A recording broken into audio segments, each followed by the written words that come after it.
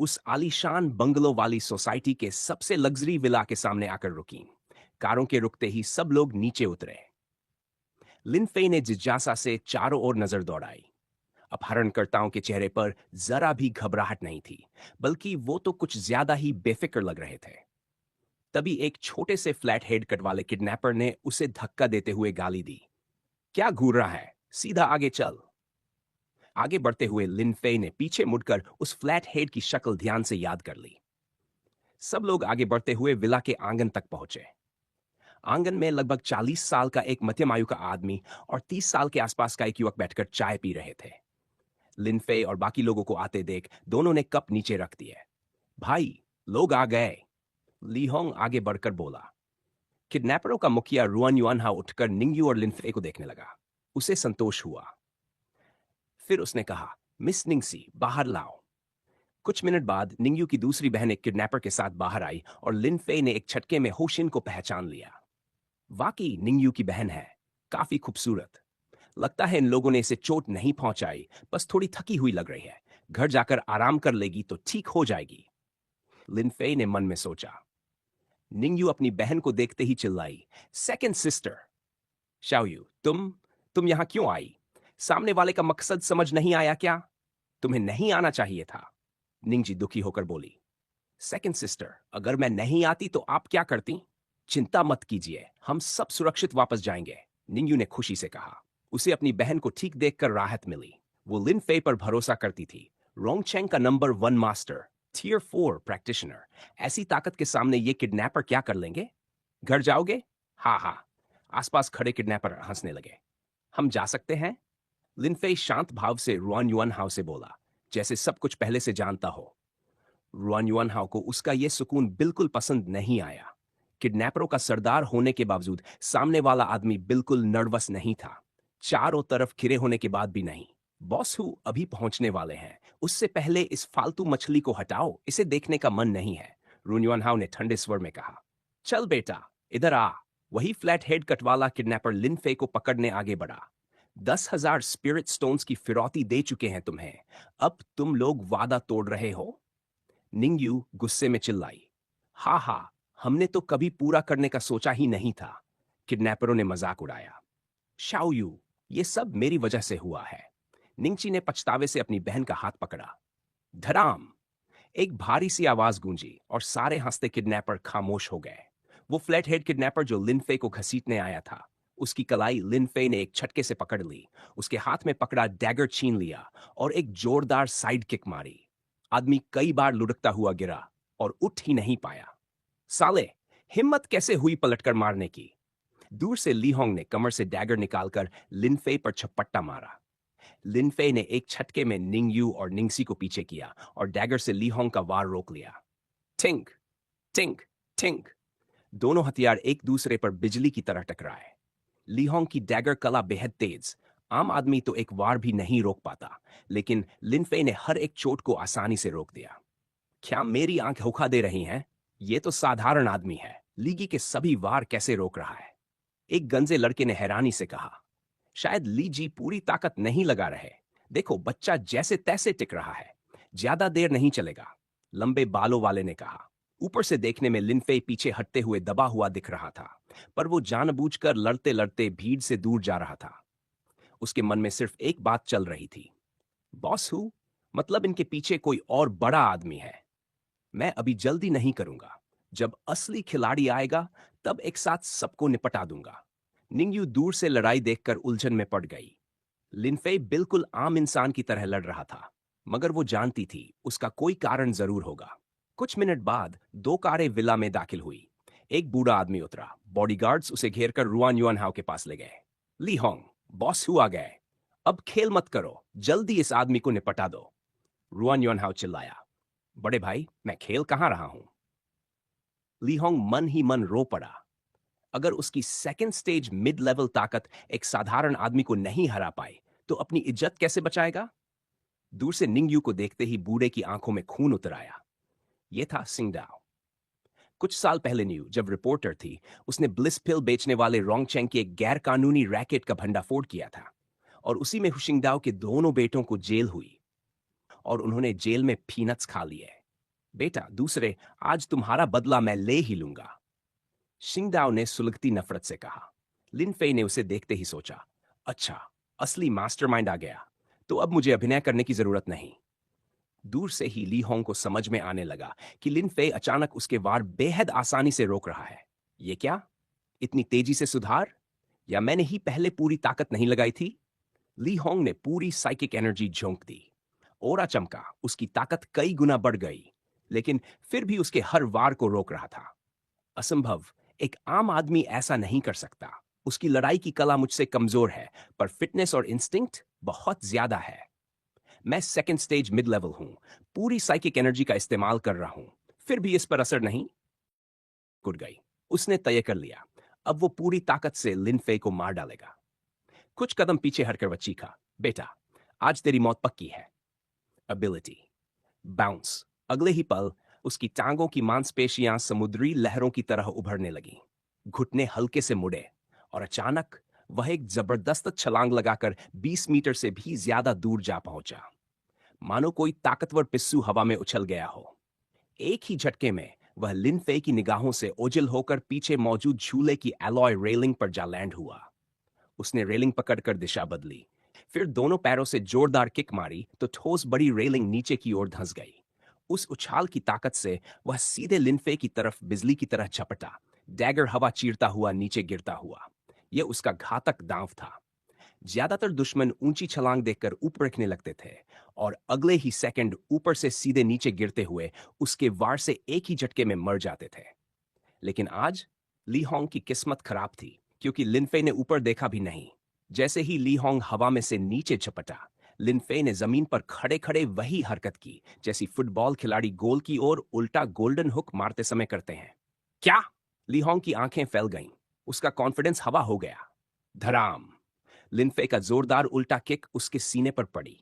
ली Hong हवा में ही उल्टा घूमता हुआ बहुत दूर उड़ा, विला की खिड़की तोड़ता हुआ अंदर जा गिरा। किक इतनी भारी थी कि उसके दिल की धड़कन कुछ सेकंड के लिए रुक गई, लगभग मर ही गया था। धड़कन तो लौट आई, लेकिन वह उठ भी नहीं पा रहा था। शरीर सख्त हो गया था, खून जैसे कहीं रुक गया हो। हाथ पैर सुन। ये ये कैसे हो सकता है? मेरी अल्टीमेट मूव इतनी आसानी से? शौक से भरा ली होंग टूटी कांच पर पड़ा रहा। उसे समझ नहीं आ रहा था। दोनों ने एक ही समय पर वार किया था। फिर लिन फे ने उसकी डाइव अटैक को कैसे ऐसे तोड़ दिया? अगर लिन फे उसका मन पढ़ पाता तो बस इतना ठंडे स्वर में कहता, तुम ताकत के बारे में कुछ नहीं जानते। जब ताकत बिल्कुल ऊपर की हो, तुम्हारा ये किलर मूव सिर्फ मजाक है। एक पल में लड़ाई का नतीजा तय हो गया। जो किडनैपर इतने देर से दोनों की लड़ाई देख रहे थे, सबके मुंह खुले रह गए। उन्हें विश्वास ही नहीं हो रहा था कि ली होंग हार गया। दूर खड़े रुअन युअनहाओ और हुशिंगडाओ भी चौंकने हो गए। हुशिंगडाओ ने सन नजर से रुअनहाओ की तरफ देखा और किडनैपर्स का लीडर एकदम झेंप गया। कचरा, एक आम आदमी से भी नहीं निपट पाए? गर्जा। उसके पास खड़ा 30 साल का हैंडसम युवक वूजेक, जो निंगशी के किडनैप का असली क्रिमिनल था, आगे आकर बोला, ब्रदर, ये आदमी साधारण नहीं है, ये डेफिनेटली प्रैक्टिशनर है। उस बेवकूफ लीहोंग को मैंने कहा था जांच करो, लेकिन उसने गड़बड़ कर दी। रुअन युनहाओ जुजला गया, लेकिन वूजिक की बात से बात समझ गया। वूजिक मुस्कुराया, कोई बात नहीं, अकेला है, उम्र भी ज्यादा नहीं, चाहे जितना मजबूत हो, मुझसे ज्यादा नहीं, उसे मैं अभी निपटाता हूं। ली होंग को खत्म करने के बाद लिन फे अब धीरे धीरे रुआन युआनहाओ और हु शिंगडाओ की ओर बढ़ने लगा। वुजिक ने उसे ललकारा, अरे लड़के, पता नहीं किस चाल से तूने अपनी ताकत छुपाई है, लेकिन सोचता है अकेला 2 लड़कियों को लेकर जा पाएगा? बहुत भोला है तू। अगले ही पल उसने जमीन पर कदम पटका। उसका अवेकेंड एबिलिटी सक्रिय हो गया। उसकी स्पीड अचानक आसमान छू गई। धुंधली बिजली की तरह वह लिनफे की ओर चपटा। हुफ! एक झटके में वह लिनफे के ठीक सामने आ गया। दाहिना हाथ ओरा से भरा, उंगलियां पंजे में बदल गई, सीधा लिनफे की गर्दन पकड़ने की कोशिश। साधारण प्रैक्टिशनर उसकी स्पीड समझ भी नहीं पाते। किडनैपरों की नजर में तो वूजीक एक परछाई बन चुका था, लेकिन लिनफे की नजर में वूजी की हवा और गर्ज वाली स्पीड बस ऐसे थी जैसे कोई साधारण इंसान धीरे धीरे अपने चेहरे पर हवा जल रहा हो। उसकी एबिलिटी साफ नजर आ रही थी, एक आम और बहुत बेसिक स्पीड टाइप एबिलिटी। तेज थी, पर लिनफे की नजर में फिर भी काफी धीमी। वूजिक का सुंदर चेहरा हमला करते हुए कुरूप और पागलपन से भरा हो चुका था। बाहर से देखने वालों को लग रहा था कि लिनफे कुछ कर ही नहीं रहा, बस खड़ा है। पर अगले ही सेकंड धड़ाम, एक भारी धमाका गूंजा। वूजिक जिस स्पीड से आया था, उससे कहीं ज्यादा स्पीड से उल्टा वापस उड़ गया। हवा में उड़ते हुए उसे लगा जैसे किसी बैल ने उसे छाती पर टक्कर मारी हो। उसके हाथ पैर आगे की ओर झटके से फैल गए, पूरी छाती जैसे फट गई हो। वह सीधा उड़ते हुए आंगन में लगे उस 100 साल पुराने महंगे पेड़ से टकराया। कचाक बैंग! पेड़ बीच से टूट गया, आधा टूट उखड़कर पीछे गिरा। वूजिक टूटी हुई लकड़ियों के सामने बैठा कांप रहा था, सीना खून से लथपथ, शरीर अनियंत्रित रूप से झटके खा रहा था। लिनफे ने अपनी गोली सी लगी उंगली वापस खींची और स्तब्ध पड़े सभी किडनैपर्स की ओर नजर घुमाई। फिर सीधा हुशिंगदाओ की ओर देखा। खां, खून।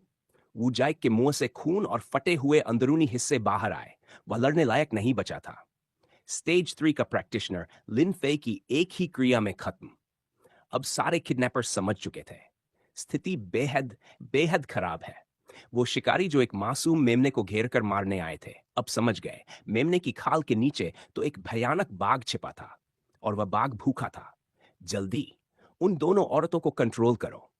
वुजी के गिरते ही रुअन युनहाओ का दिमाग घूम गया और उसने तुरंत आदेश दिए। जैसे ही रुअन युनहाओ की बात पूरी हुई, अपहरणकर्ता तुरंत हरकत में आ गए। हाथों में हथियार थामे वे दो खूबसूरत बहनों की तरफ छपट पड़े। निंगयू और निंगसी, जो लिनफे के चारों ओर खड़ी थी, अपहरणकर्ताओं को अपनी ओर दौड़ता देखकर घबरा गई। लेकिन निंगयू को लिनफे की पहले की बात याद थी। किसी भी स्थिति में घबराना मत, बस वहीं खड़ी रहना। मैं तुम्हारी और तुम्हारी बहन की सुरक्षा की पूरी गारंटी देता हूं। जैसे ही लिनफे ने देखा कि अपहरणकर्ता निंग बहनों पर झपट रहे हैं, उसने तुरंत अपनी शक्ति सक्रिय की। उसकी नियंत्रण शक्ति ने एक कटोरे जैसी पारदर्शी डाल बना दी, जो निंगयू और निंगसी को ऊपर से ढककर सुरक्षित कर गई। जो अपहरणकर्ता निंगयू और निंगसी पर चपटे थे, वे तेजी से उसी अदृश्य डाल से टकराकर नीचे गिर गए और दर्द से चीख उठे। एक अपहरणकर्ता ने जमीन से लोहे की छड़ उठाई और पूरी ताकत से उस अदृश्य अवरोध पर दे मारी। फड़ाम! डाल को कोई खरोंच तक नहीं आई। उल्टा प्रतिक्रिया बल से उसके हाथ सुन्न पड़ गए। पहले तो निंगयू और निंगसी अपहरणकर्ताओं के अचानक किए गए हमले से सहम गई थी, पर अब जब वे देख रही थी कि यह पूरा झुंड उनके 2 मीटर के दायरे से आगे बढ़ ही नहीं पा रहा है और डाल पर हथियार चलाते चलाते बेबस हो चुका है, तो दोनों को यह सब थोड़ा मजेदार लगने लगा। सेकंड सिस्टर, देखा, मैंने कहा था ना, हमें कुछ नहीं होने वाला, निंगयू ने मुस्कुराते हुए कहा। इस पल निंगसी को भी पूरी तरह महसूस हो चुका था कि उसकी बहन जिस मददगार को लेकर आई है, वह वाकई एक बेहद ताकतवर कल्टिवेटर है। उसका सारा डर गायब हो गया। उसने पूछा, शाओयू, इतना ताकतवर मददगार तुम्हें कहां मिला? ही इज लिन फे, निंगयू ने समझाया। जैसा कि मैंने तुम्हें बताया था, हम दोस्त हैं। तुम्हारे साथ जो हुआ उसके बाद मैंने उससे मदद मांगी और वह तुरंत मेरे साथ चल पड़ा। तो ये है लिन फे। निंगची के चेहरे पर समझ आने वाली अभिव्यक्ति उभरी। वह उसके बारे में अपने पिता और बहन को बात करते हुए सुन चुकी थी। भले उसने उसे कभी देखा न हो, लेकिन जानती थी कि वह एक बेहद बेहद शक्तिशाली प्रैक्टिशनर है। अपने लोगों को बेकार हमला करते देख रुआ ने तुरंत योजना बदली। उसने मोबाइल निकाला, स्पीड डायल दबाया और आदेश दिया, तुम लोग उस आदमी को संभालो, ये डाल मैं तोड़ता हूं। आदेश मिलते ही अपहरणकर्ता डाल पर हमला छोड़कर झुंड की तरह लिनफे की तरफ दौड़ पड़ा, 30 से ज्यादा हमलावरों के पास आने का इंतजार करते हुए। उधर रुअन युआन हाउ ने अपने जेब से एक मेटल टिगर फिंगर निकाला, एक शायोनिक हथियार। उसने अपनी ऊर्जा उसमें प्रवाहित की और हथियार ते चमकने लगा। कुछ ही सेकंड में उसने खुद को अपने सबसे शक्तिशाली युद्ध स्थिति में डाल लिया। फिर उसने जोरदार छलांग लगाई, सीधे 7 मीटर ऊपर हवा में। नीचे गिरते हुए उसने दहाड़ते हुए वार किया, टूट जा। उसका यह एकल हमला तीसरे स्तर के उच्च चरण तक पहुंच गया था। पूरा भरोसा था कि इतनी ताकत से वह ढाल चूर चूर कर देगा। धाड़, टक्कर की भयावह आवाज गूंजी। पूरे आंगन की घास तक कंपन से उखड़ गई, लेकिन डाल नहीं टूटी। रुअन युनहाओ कदम पीछे धकेल दिया गया। घबराहट में उसकी आंखें फैल गईं। नहीं टूटी? यह कैसे संभव है? उसका दिल डूब गया। वह समझ चुका था, अगर उसकी पूरी ताकत भी इस डाल को नहीं तोड़ सकी, तो यह मछली जैसा छोटा लड़का बिल्कुल भी साधारण नहीं। इसी बीच आह, उफ, चर, चीखों की आवाजें गूंज उठी। उसने ऊपर देखा और उसका चेहरा फक पड़ गया। लिनफे, मानो शेर भेड़ों के झुंड में घुस पड़ा हो, एक एक कर अपहरणकर्ताओं को घूंसों और लातों से उड़ा रहा था। जिसे भी छूता, या तो हड्डियां टूटतीं या वह खून उगलता हुआ गिरता। हुशिंगडाओ, जो सोच रहा था कि आज वह आखिरकार बदला ले लेगा, पूरा दृश्य देखकर दंग रह गया। ये हो क्या रहा है? रुअन युअनहाओ क्या कर रहा है? उसके एक होशियार बॉडीगार्ड ने कहा, मास्टर, हमें अभी निकलना चाहिए, अभी बदला लेने ही वाला था। हुसिंगडाओ बेहद अनिच्छा से मुड़ा, निंगयू की दिशा में एक जहरीली नजर डाली और भागने लगा। लेकिन बहुत देर हो चुकी थी। लिनफेक से उसे यूं ही जाने देता? उसने एक अपहरणकर्ता को लात मारकर उड़ाया, फिर दाहिने हाथ से उंगलियां चटकाईं। हवा में अचानक एक छोटी सी लौ प्रकट हुई, जो एक ही सेकंड में फैलकर 1.5 मीटर व्यास वाले विशाल आग के गोले में बदल गई। लिनफे ने हाथ लहराया और आग का गोला हुशिंगडाओ और उसके बॉडीगार्ड्स की तरफ उछला। पीछे से उठती दहकती गर्मी महसूस होते ही सबने देखा और डर से उनके हाथ पांव ढीले पड़ गए। अगर ये आग का गोला लग गया तो हम खत्म। वे झपटकर जमीन पर गिर गए। धमाका। आग का गोला उनके ऊपर से निकल गया और उनकी एक कार से जा टकराया। कार भड़क उठी, फिर धड़ाम धड़ाम धड़ाम लगातार विस्फोट होने लगे, और फिर जैसे आग खुद जीवित हो, लपटें फैलने और ऊंची उठने लगीं। कुछ ही पलों में 10 मीटर ऊंची आग की दीवार पूरी विला को घेर चुकी थी। भागने के सारे रास्ते बंद। अपहरणकर्ता पूरी तरह फंस चुके थे, जैसे किसी बंद घड़े में कछुए। रुआन युआनहाओ ने चारों तरफ उठती आग देखी और उसका चेहरा राख की तरह फीका पड़ गया। अब उसे पूरी तरह महसूस हो गया था। उसने लिन फे को बहुत कम आंका था। खासकर जब आग के प्रकट होते ही उसने लिन फे की सायनिक एनर्जी की गहराई महसूस की। वह तीव्रता उसकी रीढ़ तक में झुरझुरी छोड़ गई। क्या करूं? यह आदमी तो तीसरे स्तर के शिखर पर लगता है। उसका मन पूरी तरह टूटने लगा। तभी बाहर से लोगों की आवाजें आने लगीं। अरे, बॉस की विला आग में घिरी है, जल्दी पानी की पाइप लेकर आओ। ये वही लोग थे जिन्हें रुआन युआनहाओ ने अभी थोड़ी देर पहले मदद के लिए फोन किया था, पर अब खुद समझ नहीं पा रहे थे कि अंदर आखिर हो क्या रहा है। पहले रुआन युआनहाओ सोचता था कि चाहे सामने वाला कितना भी ताकतवर हो, उसकी भी एक सीमा होगी। भीड़ की ताकत से वह थोड़ी मत चुकाकर उसे मार सकता है, ऐसा उसे विश्वास था। लेकिन जैसे ही उसने लिनफे की असली सायोनिक शक्ति की हल्की सी तरंग भी महसूस की, उसकी सारी उम्मीदें दम तोड़ गई। अब उसे साफ दिख गया था, चाहे उसके आदमी 10 गुना भी ज्यादा होते, वे लिनफे को हराने की जरा भी संभावना नहीं रखते। अचानक सिश, हवा फटने की तेज आवाज हुई और लिनफे एक धुंधली परछाई बनते हुए पलक झपकते ही रुआन्युनाव के ठीक सामने पहुंच गया। उसकी मुट्ठी हल्की ओरा से चमक रही थी। एक सीधा, सादा पर घातक वार उसके सीने की ओर बढ़ा। शील्ड! मौत देख चुके रुआन युआनहाओ ने सही समय पर चिल्लाया। उसके दाएं अंगूठे में पहना हुआ जेड पुल फिंगर चमका और अगले ही सेकंड वह चूर्ण में बदल गया। पर उसके टूटते ही हवा में एक गहरा हरा, हीरे के आकार का डाल प्रकट हो गया। धम! लिनफे की मुट्ठी डाल से भिड़ी और डाल पर तुरंत जाल जैसी असंख्य दरारें फैल गईं। लिनफे ने भौं उठाई। यह डाल तो कमाल का है। मेरी आधी ताकत बिना समस्या सह ली। कम ही मिलता है ऐसा स्पिरिट वेपन। उधर रुआन युआनहाओ ठंडे पसीने में भीग चुका था। मौत उसके ठीक एक कदम दूर खड़ी थी। वह तुरंत पीछे मुड़ा और पागलों की तरह भागने लगा। कुछ दूरी पाकर वह फिर चिल्लाया, बर्स्ट! जैसे ही यह शब्द निकला, दरारों से भरा वह ढाल अचानक तेज हरी चमक से फट पड़ा। भड़ाम! मिसाइल जैसे धमाके ने जमीन उखाड़ दी। मिट्टी उछल गई, खिनाफ धूल का गुबार उठ गया। बाहर से आने वाले अपहरणकर्ता आग की दीवार से घिरे थे और इतनी भारी धमाके की आवाज सुनते ही डर से जमीन पर लेट गए। इस एक विस्फोट में मेरे 30 मिलियन उड़ गए। भागते हुए केंकिम्मा में बसे ही एक ख्याल आया। उसे जरा सा भी विश्वासनहीन था कि यह धमाका लिनफे को मार सकने में सक्षम है। वह जानता था, वह अभी भी जिन थमने से पहले ही उसने अपनी पूरी सोनिक ऊर्जा से एक आत्मरक्षा डाल बनाई और खुद को निकल लिया।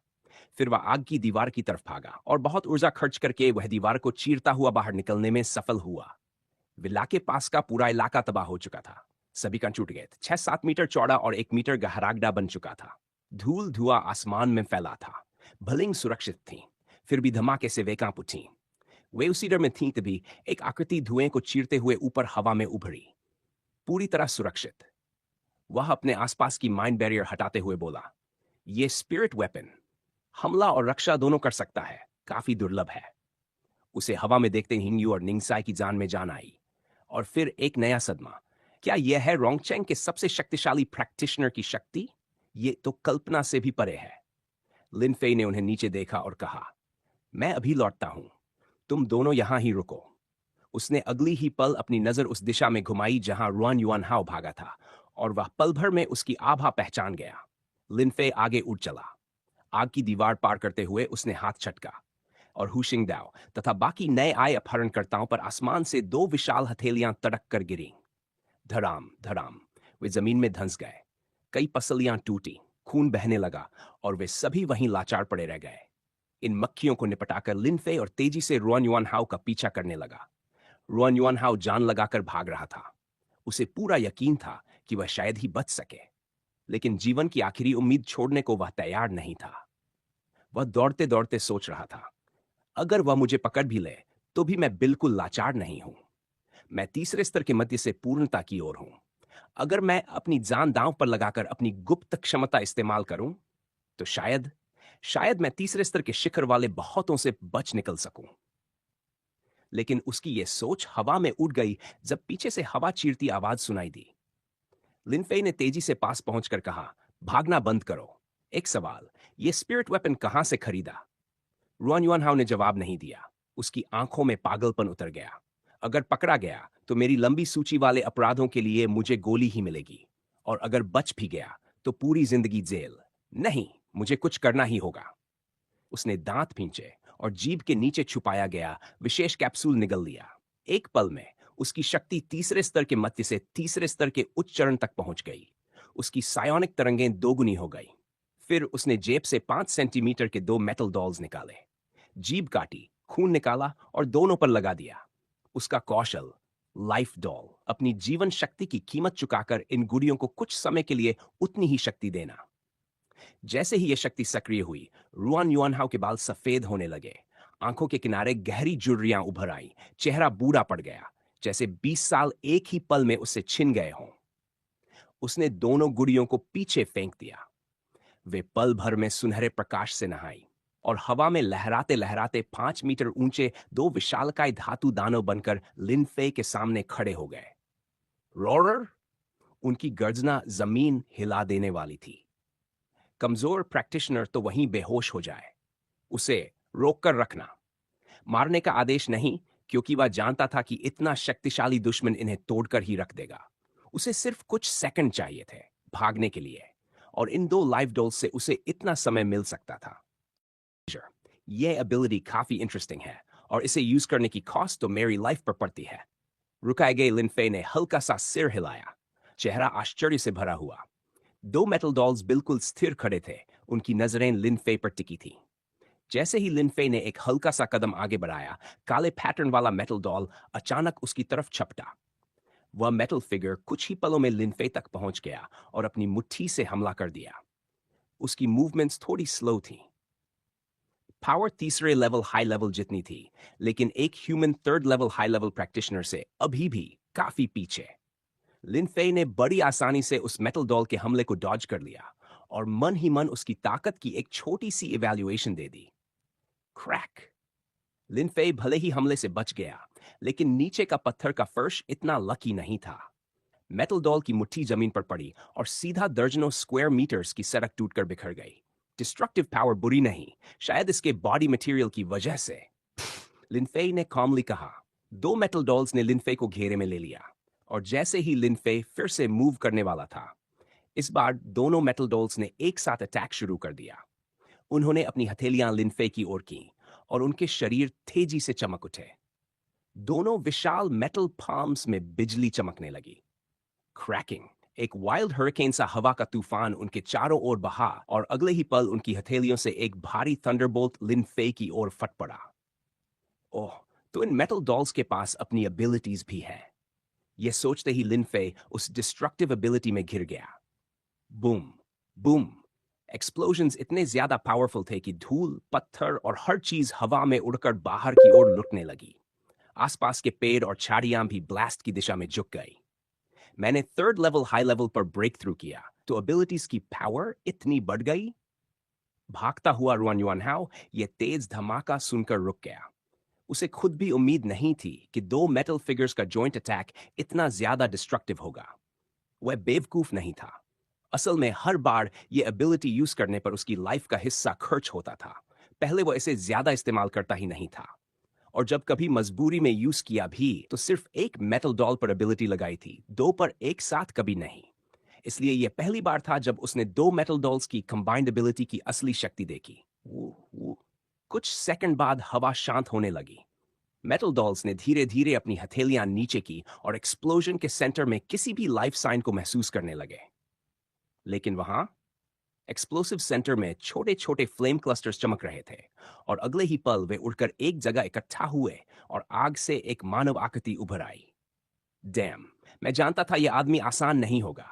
पावर एबिलिटीज के अलावा यह खुद कोला कर बॉडी को एलिमेंटिफाई भी कर सकता है। रुन युआन हाओ को यह समझते देर नहीं लगी कि लिन फे बिल्कुल भी साधारण नहीं है, और वह पलटकर भाग खड़ा हुआ। डिस्ट्रक्टिव पावर बहुत ज्यादा है, इन्हें दोबारा कंबाइंड एबिलिटीज यूज नहीं करने दे सकता। लिन फे ने ब्लास्ट से बने विशाल क्रेटर को देखते हुए सोचा। उसने तुरंत अपना बायां हाथ आगे बढ़ाया और डायमेंशन स्पेस से एक पुराना क्रैक्ड सा स्पीयर बाहर खींच लिया। लिन फे ने अपनी स्पिरिचुअल एनर्जी उस स्पिरिचुअल वेपन स्पीयर में इंजेक्ट की, जमीन पर जोर से पैर मारा और एक झटके में गायब हो गया। अगले ही पल वह ब्लैक पैटर्न वाले मेटल डॉल के पीछे प्रकट हुआ। स्पीयर की टिप पर ऑरा इकट्ठी हुई, और मेटल डॉल रिएक्ट भी नहीं कर पाया कि लिन फे ने स्पीयर उसकी सिर में ऐसे घुसा दिया जैसे कागज चीर रहा हो। बूम! स्पीयर की टिप से निकली स्पिरिचुअल एनर्जी और डॉल के भीतर की एनर्जी आपस में टकराई, और मेटल डॉल का सिर तुरंत एक्सप्लोड हो गया। सिर के बिना डॉल का शरीर टूट गया, उस पर दरारें दौड़ गई, और कुछ सेकंड में वह पूरा विशाल फिगर धड़ाम से टूटकर मेटल फ्रैगमेंट्स में बिखर गया। दूसरा पपेट भावहीन था। उसे साथी के नष्ट होने से कोई फर्क नहीं पड़ा। उसने सीखा, न घबराया। वह बस हथेली उठाकर फिर से लिन फे पर एबिलिटी लॉन्च करने लगा। लेकिन लिन फे ने उसे मौका नहीं दिया। एक ही मूव और वह भी पहले वाले की तरह एक्सप्लोड कर मलबा बन गया।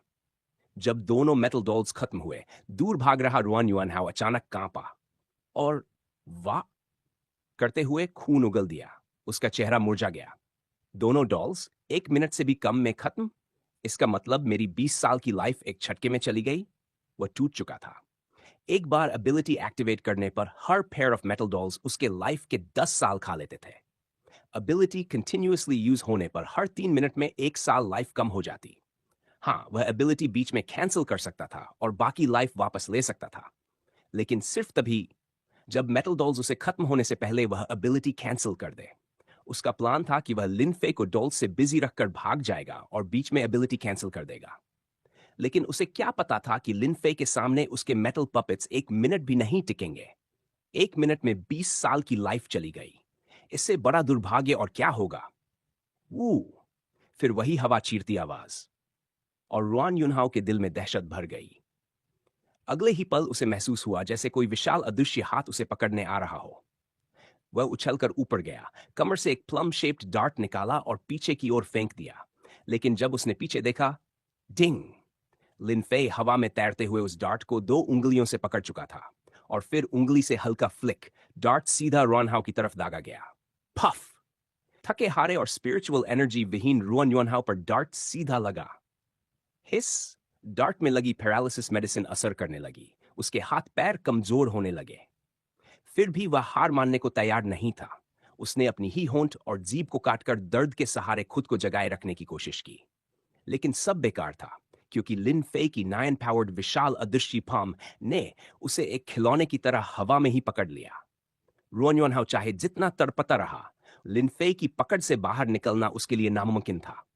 वह पूरी तरह पकड़ लिया गया था। प्लीज मुझे जाने दो। अगर तुम आज मुझे छोड़ दोगे तो मैं तुम्हें पूरे 1 बिलियन दे दूंगा। रुआन युनहाओ ने पूरी ताकत से खुद को छुड़ाने की कोशिश करते हुए भी लिन फे को लालच देने की कोशिश की, लेकिन लिन फे बिल्कुल भी प्रभावित नहीं हुआ। उसने अपना दाया हाथ हवा में उठाया और हल्का सा मोड़ा।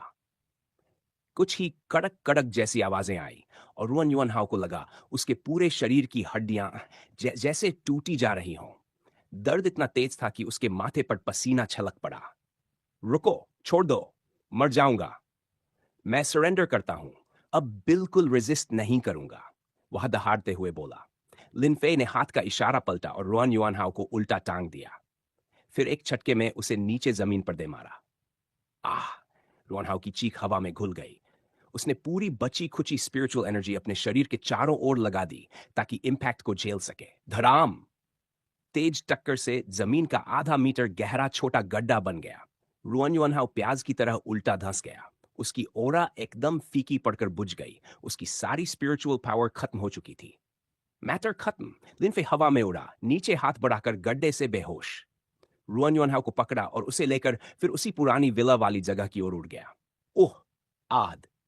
मैं मर गया। निंगयू और निंगसी ने फायरवॉल के बाहर से दर्द भरी चीखें सुनी। आवाजें बार बार, कहीं तेज कहीं धीमी। उसी वक्त लिनफे आसमान से कोर्टयार्ड में उतरा, रुअन युनहाओ को जमीन पर फेंका और एक इशारे में विला के चारों ओर की आग की दीवार बुझा दी। फिर उसने निंगयू और निंगसी को बचाने वाली अपनी माइंड फोर्स बैरियर हटा दी। जैसे ही बैरियर हटी, दोनों जल्दी से लिनफे के पास दौड़कर आ गई। आखिर यह पूरा कंपाउंड किडनैपर्स का अड्डा था और लिन फेई के साथ रहना ही सबसे सुरक्षित था। निंगयू, प्लान के हिसाब से मैनेजर चिन को कॉल करो, उन्हें रेलेवेंट डिपार्टमेंट्स को नोटिफाई करने के लिए कहना, लिन फेई ने कहा। निंगयू ने हाँ कहते हुए अपना फोन निकाला और चिंजू को कॉल लगा दी। क्या? ठीक है मिस फोर्थ, मैं अभी एबिलिटी मैनेजमेंट ब्यूरो को कॉल करता हूं। चिंजू ऑफिस में फाइलें देख रहा था जब निंगयू का फोन आया। उसकी बात सुनते ही उसका चेहरा सफेद पड़ गया। उसे यकीन ही नहीं हुआ कि निंगयू और उनकी बहन साउथ वियतनाम वेकेशन पर नहीं, बल्कि किडनैपर डेन तक रैंसम लेकर पहुंची थी। कॉल खत्म होते ही वह उठकर बाहर निकला और साथ ही लोकल ब्यूरो को कॉल करने लगा। लगभग आधे घंटे में river city supernatural powers administration के इन्वेस्टिगेटर्स विला कॉम्प्लेक्स में पहुंच गए। साइट पर पहुंचकर उन्होंने देखा, एक आदमी और दो औरतें आराम से कुर्सियों पर बैठे केक खा रहे थे और चाय पी रहे थे। और थोड़ी दूरी पर सैकड़ों किडनैपर्स जमीन पर पड़े थे, हाथ पैर रस्सियों से बांधे हुए, सभी बुरी तरह घायल और कई के कपड़े खून से सने हुए। इन्वेस्टिगेटर्स को देखते ही लिन फे और निंग सिस्टर्स उठकर खड़ी हो गई। एक साउथ वियतनाम का इन्वेस्टिगेटर उनके पास आया और साफ चीनी भाषा में बोला, नमस्ते, मैं river city waste district ability management bureau का इन्वेस्टिगेटर हूं। आपकी फ्रेंड ने रिपोर्ट किया था, कृपया हमारे साथ चलिए ताकि आप डिटेल में पूरी घटना बता सकें।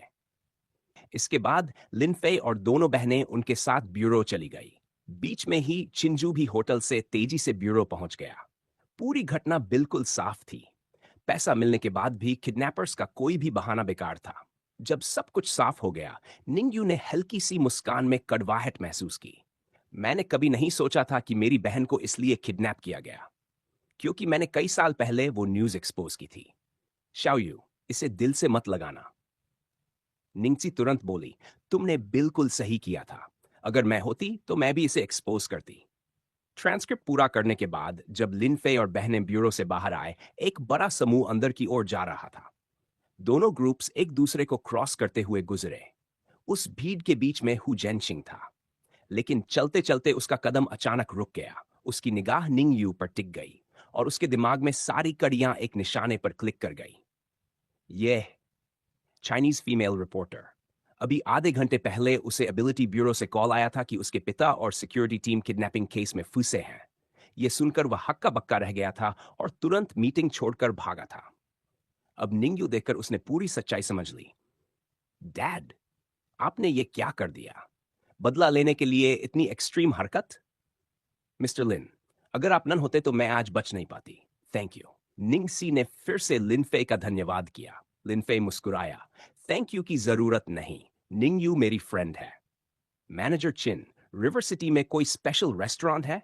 निंगयू ने पूछा, क्योंकि उसे पता था कि लिनफे एक फूडी है और लोकल फूड से उसे खुश करने का यह सही मौका था। हाँ, जरूर है। मैं अभी ले चलता हूं मिसेज और मिस्टर लिन को, चिंजू ने तुरंत कहा। चारों कार में बैठ गए। चिंजू खुद स्टीयरिंग पर था और पीछे बैठे तीनों किडनैपर इंसिडेंट के बारे में बातें कर रहे थे। चिंजू चुपचाप सुन रहा था और भीतर ही भीतर दंग था। देखने में तो बिल्कुल नॉर्मल लगता है, लेकिन मिस्टर लिन एक आदमी की पूरी किडनैपर कॉलोनी निपटा देता है। ह्वागुओ रोंगचेंग आज हॉलिडे था। जोये और वांग शाओरू ऑफिस नहीं गई थी। दोनों ब्रेकफास्ट करके बाहर निकली, सेंट्रल डिस्ट्रिक्ट में शॉपिंग करने।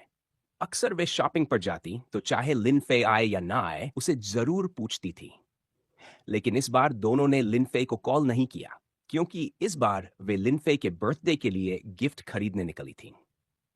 गिफ्ट में मिस्ट्री होना चाहिए। अगर सामने वाला पहले से जान जाए तो फिर सरप्राइज कैसा? जो युए और वांग शाओरू पूरे सुबह घूमती रहीं, लेकिन दोनों को लिनफे के लिए बर्थडे गिफ्ट अब तक पसंद नहीं आया। उल्टा, दोनों ने अपने लिए कुछ खूबसूरत समर आउटफिट्स खरीद लिए। जोयो ने मुंह बनाते हुए कहा, पूरी सुबह घूम ली, लेकिन एक भी सेटिस्फाइंग चीज नहीं मिली। वांग शाओरू मुस्कुराई, टेंशन मत लो। लिनफे का बर्थडे अगले महीने की 6 तारीख को है, अभी कई दिन बाकी हैं। पहले लंच कर लेते हैं, फिर दोपहर में फिर से ट्राई करेंगे। जोयू ने सिर हिलाया, आज तो वेदर काफी गर्म है, चल कोई नूडल रेस्टोरेंट ढूंढते हैं, कोल्ड नूडल्स खाते हैं।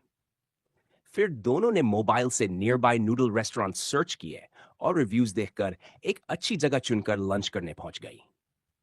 स्पिरिट वर्ल्ड सैकड़ों साल पहले वेयरवुल्व्स और पिगहेड्स में काफी अच्छा तालमेल था। दोनों जातियां सीमा के दोनों तरफ शांति से रहती थीं। उस समय जमीन उपजाऊ थी, इसलिए बड़ी संख्या में रिच ट्राइब्स वहीं बसते थे। कुल आबादी लगभग 2 मिलियन तक पहुंच गई थी। लेकिन बाद में बॉर्डर पर लगातार युद्ध शुरू हुए और पास के सभी ट्राइब्स की जिंदगी अचानक बिगड़ने लगी। चाहे पिगहेड ट्राइब्स हों या वेयरवुल्फ ट्राइब्स, किसी को भी अपने लॉर्ड के लिए अच्छा महसूस नहीं बचा था। हर साल छोटे बड़े युद्ध होते और दोनों तरफ के जनरल्स अपनी आर्मीज लेकर एक दूसरे की जमीनों में घुसकर आग लगा देते। युद्ध और भारी टैक्सेस के कारण सीमा पर रहने वाले अधिकतर ट्राइब्स की हालत दयनीय हो गई। लेकिन फिर भी लॉर्ड ने कभी टैक्सेस कम नहीं किए। लॉर्ड का सिर्फ एक ही रूल था, मुझे फर्क नहीं पड़ता तुम कैसे जी रहे हो, लेकिन टैक्स पूरा चाहिए। यही वजह बनी कि कई ट्राइब्स जो सरवाइव नहीं कर पा रहे थे, हथियार उठाकर बैंडिट बन गए। इससे सीमा के आसपास बैंडिट्स की समस्या बहुत गंभीर हो गई। घर लूटना, कैरावैन्स रोकना, लूटपाट करना, ये वहां की रोजमर्रा की चीज बन गई। और दुर्भाग्य ये कि कैरावैन्स लूटकर इन ट्राइब्स की जिंदगी पहले से ज्यादा अच्छी होने लगी।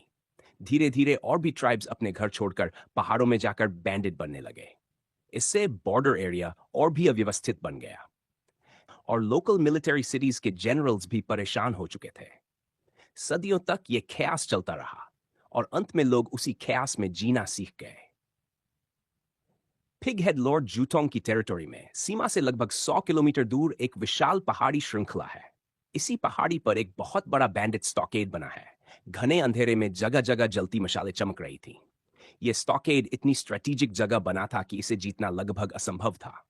जब यह पहली बार बना था, मिलिट्री सिटी ने कई बार पिगहेड सोल्जर्स भेजकर इसका सफाया करने की कोशिश की, लेकिन हर बार हारकर उन्हें यह जगह छोड़ देनी पड़ी। रात होते ही तेज पहाड़ी हवा चलने लगी, बिजली चमकने लगी और गड़गड़ाहट के साथ तेज बारिश शुरू हो गई। ऊपर चौकी पर खड़ा माउंटेन बैंडिट आइसी रेन झेलते हुए गांव की तरफ ईर्ष्या भरी नजर डाल रहा था। आज स्टॉकेड में फिर एक बड़ा हाथ लगा था। एक पूरा कैरावैन लूटा गया था। अनाज, चाय, दवाइयां, चीनी मिट्टी का सामान और सबसे कीमती स्पिरिचुअल स्टोन्स भी हाथ लगे थे। नीचे हॉल में चारकोल फायर के पास कॉटेज चीफ और छोटे लीडर बड़े कटोरों में शराब पी रहे थे, गंदी बातें कर रहे थे और हंस रहे थे। चीफ हंसते हुए बोला, वो कमीना लॉर्ड हमें जीने नहीं देता, तो हम भी अपनी स्किल से ही अच्छी जिंदगी जी लेते हैं। एक छोटा लीडर बोला, सही कहा बिग ब्रदर, उस बूढ़े जालिम जुतोंग को तो मर ही जाना चाहिए। सब बैंडिट हंसने लगे, मांस खा रहे थे, कटोरों से शराब पी रहे थे और पिगहेड लॉर्ड जुतोंग को गालियां दे रहे थे। इसी बीच पूरे स्टॉकेड में डोल की आवाज गूंज उठी। बाहर से चिल्लाहट आई, एनिमी अटैक, एनिमी अटैक। सभी लीडर्स हथियार लेकर बाहर भागे। भारी बारिश, रात और जंगल ने उनकी नजर लगभग छीन ली थी। अचानक हवा में एक तीखी लगातार आने वाली आवाज उठी, शूं शूं शूं। वो एरोज थे। बैंडिट्स गिरते गए, चीखें उठती गई। चीफ ने अपनी बाहों से तीर झाड़ा। तीर में खास ताकत नहीं थी, तो वह थोड़ा निश्चिंत हो गया। जब तक की पॉइंट पर न लगे, वो लड़ाई जारी रख सकता था। वह तुरंत चिल्लाया, जल्दी रोलिंग स्टोन और ब्लैक ऑयल तैयार करो। यह स्टॉकेड का सबसे मजबूत डिफेंस था। मिलिट्री सिटी की पहली घेराबंदी भी इन्हीं से रोकी गई थी। लेकिन उसके बोलते ही तीरों की बारिश अचानक रुक गई। बूम! एक चमकदार बिजली आसमान फाड़कर गिरी और उसी रोशनी में बैंडिट्स ने एक सिलुएट देखा। एक पिग हेडेड मैन 30 मीटर दूर एक बड़े पत्थर पर खड़ा था। उसके शरीर पर आर्मर था, स्टील हेलमेट था, कमर में लॉन्ग सोर्ड लटक रही थी। ये इक्विपमेंट मिलिट्री सिटी के साधारण जनरल से कहीं सुपीरियर थी। चीफ दहशत में चिल्लाया, ये तो सिर्फ हाई रैंक जनरल्स पहनते हैं। सब लोग मेरे साथ भागो। जैसे ही वो टनल की तरफ भागा, आसमान में हल्की गोल्डन रोशनी उठी। वो रोशनी ऊपर जाकर सैकड़ों छोटे ग्लोइंग क्लस्टर्स में बदल गई, रात में उड़ती फायरफ्लाइज जैसी। पिगहेड जनरल ने ऊंची आवाज में आदेश दिया, बर्स्ट। और अगले ही पल सैकड़ों सुनहरी लेजर बीम्स नीचे गिरती गई। स्टॉकेड की पूरी जमीन, दीवारें, पेड़, रास्ते, हर जगह खामोशी के साथ छेद हो गए। चारों तरफ सिर्फ चीखें और आग बची। कुछ ही देर में लगभग कोई जिंदा चीख नहीं बची थी। पीछे से कदमों की तेज आवाज आई। एक पिग हेड ऑफिसर जनरल के पास आकर बोला, जनरल जूवू, अब आप शहर जाकर आराम करें, बाकी हम संभाल लेंगे। जू ने सिर हिलाया। यही ओल्ड रूल्स हैं, इस गांव में एक भी जिंदा मत छोड़ना। ऐसे नीच लोग मरने चाहिए। जी जनरल। जनरल जू रात में गायब हो गया और उसके लोग स्टॉकेड में घुस गए, जहां आधे से ज्यादा पहले ही मरे पड़े थे। किसी रेजिस्टेंस की कोई आवाज नहीं थी। जू की स्पिरिचुअल एनर्जी एबिलिटीज ने सबको पहले ही खत्म कर दिया था। बाकी बस एक तरफा मैसेकर था। बूम बूम, बिजली लगातार चमक रही थी। बारिश तेज हो रही थी। पहाड़ों में हवा पैरों को पीट रही थी। स्टॉकेड के पीछे कुछ 100 मीटर दूर एक ढलान पर अचानक एक विशाल पत्थर हिला। उसके नीचे छिपी एक गुफा से कुछ पिग हेडेड बैंडिट्स बाहर निकले। वो चीफ और उसके कुछ छोटे लीडर्स थे, मौत से किसी तरह बच निकले हुए। उन्होंने पीछे स्टॉकेड की तरफ देखा। आग आसमान छू रही थी। बारिश उसे बुझाने की कोशिश कर रही थी, लेकिन आग अभी भी अडिग जल रही थी। ख्याउते, ये जुटोंग भी ना, हमारे पीछे जनरल लेवल सोल्जर भेज दिया। थर्ड टियर हाई लेवल ताकत वाला pig head mountain bandit chief अपने उस स्टॉकेड को जलता हुआ देख रहा था, जिसे उसने कई सालों की मेहनत से खड़ा किया था। गुस्से में उसने पास के बड़े पत्थर पर अपनी टांग मारी और वो पत्थर टुकड़ों में बिखर गया। बॉस, घर तो गया, अब हम करेंगे क्या? उसके एक छोटे लीडर ने डरते डरते पूछा। चीफ ने चारों तरफ खड़े अपने सहमे हुए और थके हुए साथियों को देखा।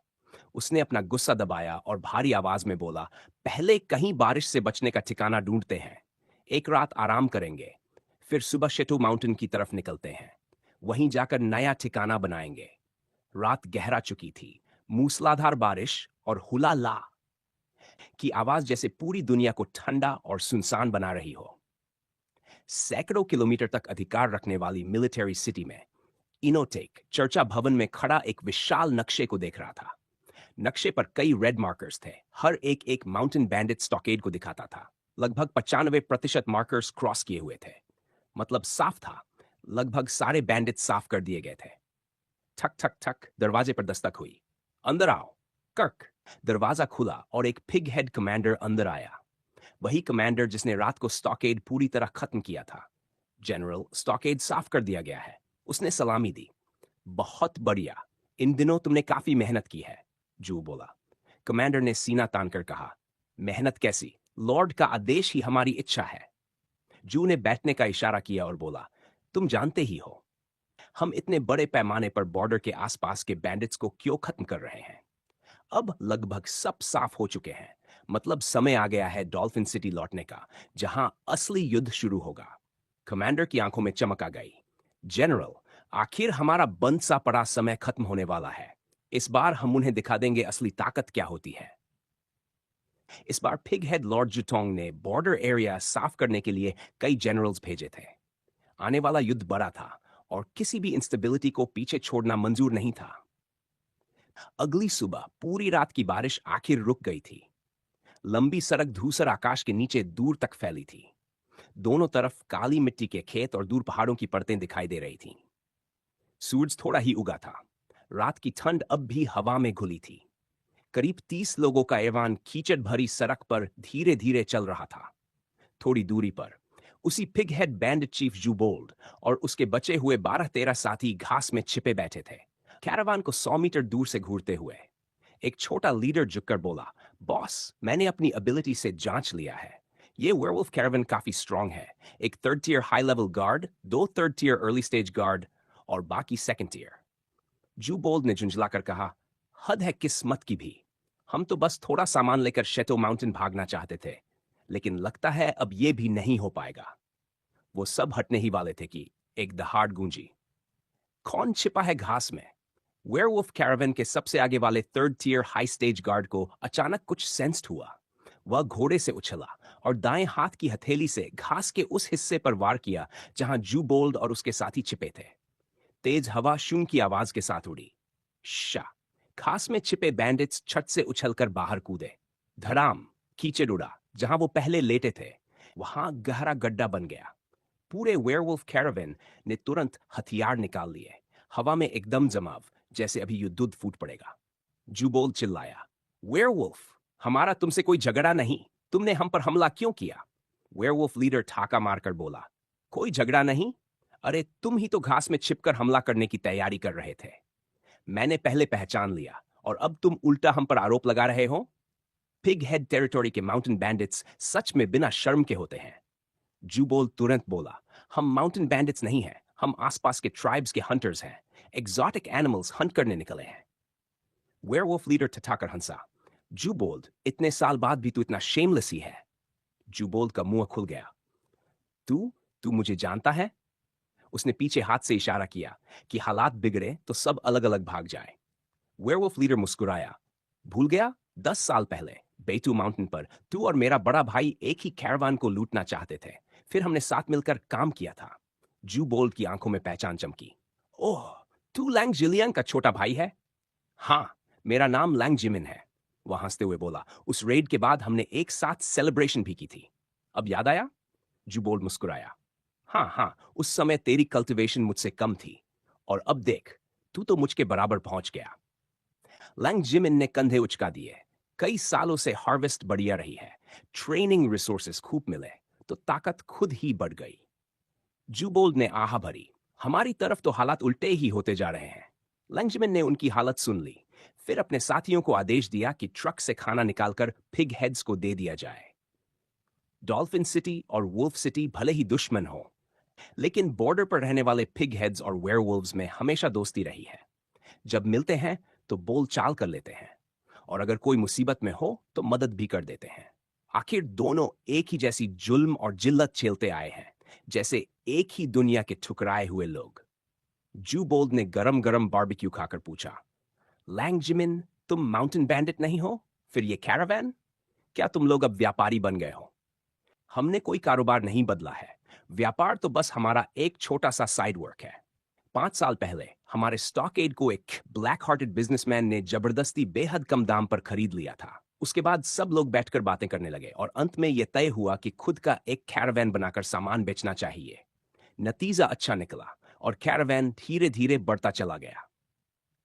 वांग जिमिन ने समझाते हुए कहा, कुछ साल पहले मैंने भी अपने बॉस को सलाह दी थी कि हम अपना कैरावैन बनाकर सामान खुद बेचें, मगर दिक्कतों के डर से बॉस ने सलाह मानने से मना कर दिया। अगर उस समय यह हो जाता तो शायद तुम्हारी कल्टीवेशन रिसोर्सेज भी ज्यादा बढ़ जाती और हमारी जिंदगी भी और बेहतर होती। खाना खा रहे पिग ने धीरे से मुंह में बुदबुदाया। पिग बोल्डली ने काले लकीरों वाला चेहरा लिए उसकी ओर घूरा। खाना खा! अगर तू चुप रहेगा कोई तुझे गूंगा नहीं समझेगा। कुछ देर बाद पिग बोल्डली ने पेट भरकर खाया पिया और वोफ से विदा लेने के लिए उठ खड़ा हुआ। स्टॉकेड तो गया, अब तुम लोग कहां जाओगे? लैंग जिमिन ने आवाज देकर उन्हें रोकते हुए पूछा। हम शिटू माउंटेन जाएंगे और फिर से शुरुआत करेंगे, पिग बोल्डली ने कहा। Snakehead mountain? यह सुनते ही लंग ने सिर हिला दिया। क्यों? शिटू माउंटेन में क्या दिक्कत है? हम 1 महीने पहले वहां का इलाका देखकर आए थे। बहुत अच्छा है। मैं तो सोचा था कि पहले वहां एक ब्रांच बनवा दूंगा, लेकिन अब तो और अच्छा है, हम वही मुख्य गांव फिर से बनाएंगे। पिग बोल्डली ने खुद पर व्यंग्य करते हुए कहा, जगह तो अच्छी है, पर वहां जाकर तुम खुद को मुसीबत में डाल लोगे। लैंग जिमिन बोला, क्यों? ऐसा क्या हुआ? पिग बोल्डली ने पूछा। हमारा कैरावन परसों ही शेतो माउंटेन की सीमा से गुजरा था। वहां कई पिग हेड टीमें पूरे इलाके को साफ करने के लिए घूम रही हैं। लैंग जिमिन ने जानकारी दी। ऊह! पिग बोल्डली कुछ पल के लिए जम गया, फिर गुस्से में बड़बड़ाया। कमबख्त जुटोंग के ये मिनियंस तो हद ही कर रहे हैं। इस तरफ तो वैसे भी कैरावन बहुत कम आते हैं, फिर भी जगह नहीं छोड़ रहे। बॉस, और वहां नहीं जा सकते तो हुटोलिंग चलते हैं, जुमो ने सुझाव दिया। पिग बोल्डली ने सिर हिलाया। बोलने ही वाला था कि लैंग जिमिन को देखकर फिर रुक गया। हुटुलिंग, पंशियाओ, ग्वानशान हिल्स, लुओडू रिवर। लैंग जिमिन ने एक एक करके 30 से ज्यादा जगहों के नाम गिना दिए। इन सभी जगहों पर जुटोंग के आदमी पूरी ताकत लगा रहे हैं। पिग बोल्डली और उसके छोटे साथियों के चेहरे एकदम सुन पड़ गए। उन्हें उम्मीद नहीं थी कि हालात इतने खराब हो चुके हैं।